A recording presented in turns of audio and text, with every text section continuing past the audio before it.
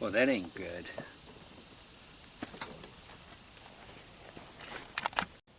Good morning, tubers. Welcome back for another adventure, or this should really be considered a misadventure. So this is the Baja Wilderness Trail 90. I think another good name for it is the all-terrain vehicle from hell. This is a bottomless pit. This is the proverbial black hole that one can find themselves falling into. I got this thing as part of the Mega deal, and you guys remember it wouldn't start. I discovered the brakes had to be on, and you had to put the key switch to one click, not two. Not quite sure why that is. This is the first all-terrain vehicle I discovered like that. So anyway, that got the starter working. Big plus. Then I had the issue with the CDI, right? It had a different kind, so I altered the wire harness to make a more universal CDI work. And then I discovered the OEM wire harness had an open in it. The wire from the pulse generator to the CDI was opened, so I put a bypass in. Finally, we got spark, and we managed to get it started on starting fluid for the last video. And just to prove this thing has bad karma, then I shot a bunch of video of rebuilding the carburetor, putting the chain on it, and then getting it ready for its first ride. Unfortunately, this thing is so broken that it broke my camera. I'm able to see the video on the camera, but for some reason it won't, my computer won't find it. So somehow when it recorded the video, it missed the marker. It didn't put markers on the individual videos. So once again, the camera could see it, but my computer can't. So I'm remaking with this video. In the video you didn't see, I rebuilt the carburetor and it was full of monkey dookie. And I even put the air cleaner back on. And I put a chain on it.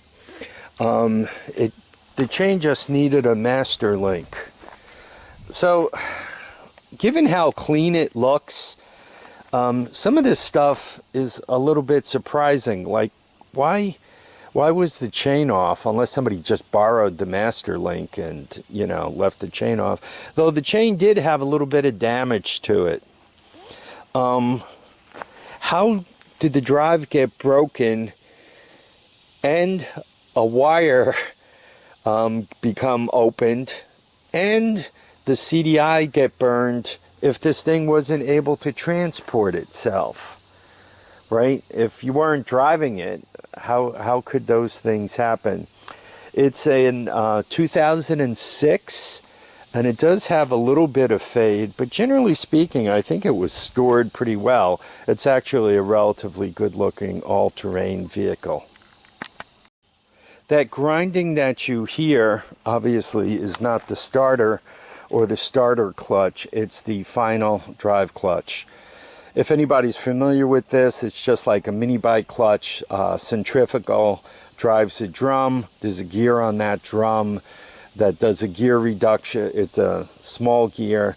It drives a bigger gear, and the bigger gear drives the output, right? Actually drives the chain, drives the sprocket, which drives the chain, which drives the back wheels. So obviously that clutch is shot, and by the way it's clicking and clanking in there, it probably filled the engine with metal. So even if one goes on eBay, pops the side of the engine off, puts a clutch on it, I would be worried about running this thing, right? Unless you really kind of take the engine a little bit more apart and really clean it up. And once again, you got to hope that fine things didn't get into bearing surfaces, because the engine will blow up. It'll chuck a rod or lock a valve, and then the piston will come up and smash things, right? It'll be troublesome. So this is really the first quad, and you guys will please put your stories down, because I'm sure there's a million of them out there. But this is the first quad that has looked this good. I mean, the plastic, other than a little fading, has no damage on it. The bumper isn't dented up. The A-arms aren't banged up, right? The tires actually look really good. It even has the foam thing over here, so as you get launched over the handlebars, you don't damage yourself too bad, right? It's really, you look at the exhaust and everything else, it didn't even burn all the paint off the exhaust, right? I've never had such a pretty, so to speak, a cosmetically intact all-terrain vehicle. I mean, even the seat that has had so many problems. I mean, this thing is just a bloody train wreck from a mechanical point of view. I like working on them. I like discovering all their problems. So for me, this thing's been cool. It's been a challenge. It's been a nice item to work on.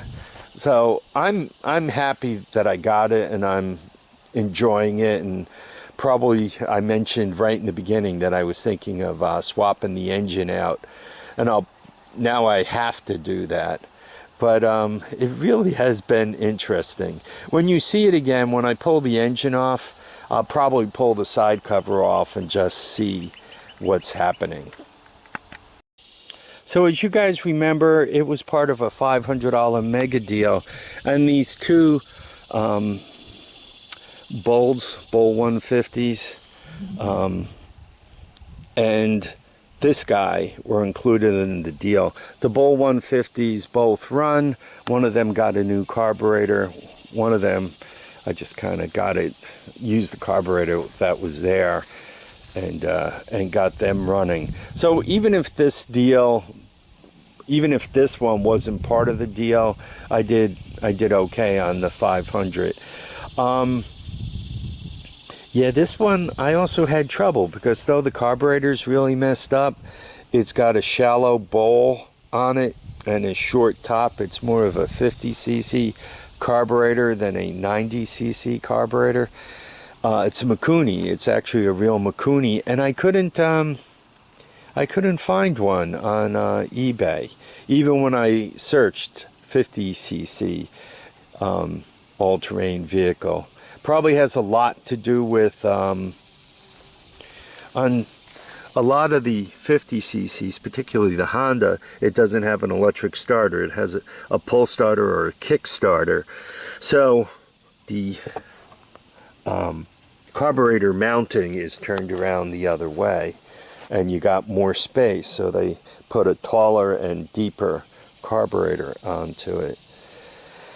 Yeah, for a shop, I can understand completely why they would want to get that out of there. You just, if you're a shop, you don't want to work on this thing. It is a bottomless pit.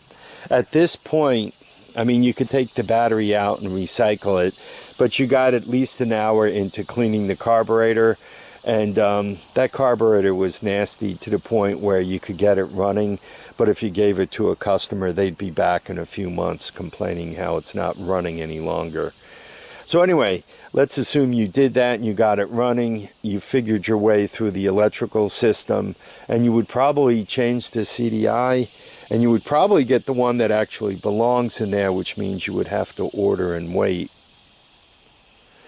And finally, after you did all that and got the chain on it and all, now that it doesn't move, when you call the customer up and say, hey, you owe me I don't know, $300, $400, $500. Come get the piece of junk. It needs a clutch, and I'm sick of working on it.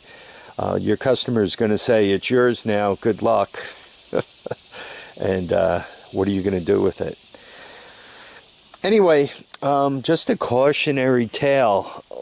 Once again, I've never had an all-terrain vehicle that has looked this good and been this bad mechanically. I look forward to your stories. I mean, there's probably a million of them out there. Oh man, I bought this motorcycle or all-terrain vehicle. I put, you know, weeks and money into it, and it just ate my lunch. For me, financially, I'll move the battery elsewhere, so that's a big zero. What else did I put into it? I cleaned the carburetor. All I have in it is time, so I'll do, you know. And once again, my plan always was to kind of change the engine. So I'm just posting this as a cautionary tale for everyone else out there. Anyway, I want to thank you all for dropping by to watch and comment and subscribe. May all your projects go well. Remember, feet down, heads up. Get out and enjoy each and every day. Bye now.